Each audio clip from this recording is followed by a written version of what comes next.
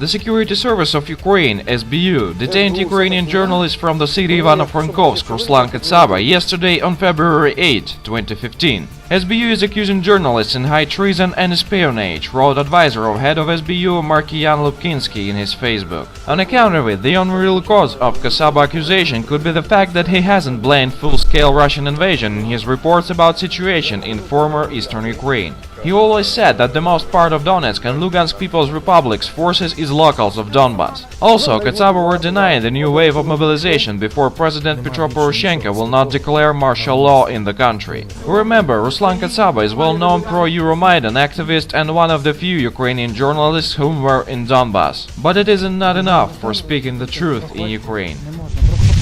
On Saturday in Munich, Ukrainian President Petro Poroshenko performed in front of world leaders with the new unbreakable proofs of Russian invasion in Ukraine. Holding up Russian passports, he alleged that they belonged to Russian soldiers who had been found on Ukrainian soil. "I take with me the passports and military ID of Russian soldiers, Russian officers who come to us," Poroshenko said, dramatically waving two handfuls of at least 7 documents. But he didn't say that there are no Russian ID in his hand, they are only civilian passports that any Russian use for traveling into Ukraine. Further, Russian soldiers cannot use their passports while in active service, they must hand them in. Everybody who tried check facts about Russia know this. Apparently, President Poroshenko's PR advisors are thinking that their target audience is idiots.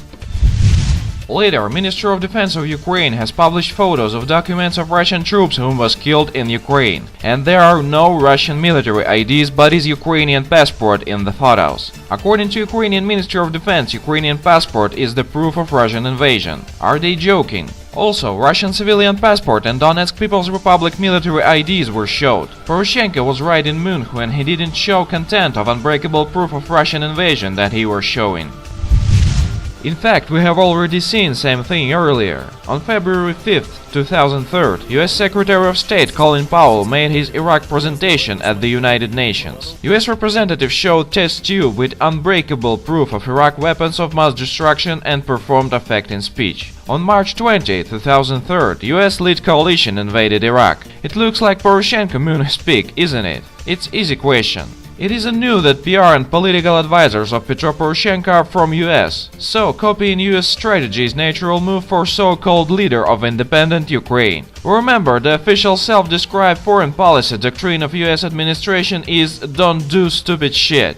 US administration officials have clear pattern. If something is going wrong, just blame Russia. If you talk like a winner. It is clear diplomatic fast food. Now we can see same thing in Ukraine. Kiev is losing war against People's Republic in the east, but officials are blaming Russia and talking like a winners. Poroshenko and his US masterminds really think this way isn't stupid. Nice idea, guys. We thank our information partners for help with spreading this video news. Subscribe to our channel to receive up-to-date information on the situation in Ukraine and current geopolitical events in Europe.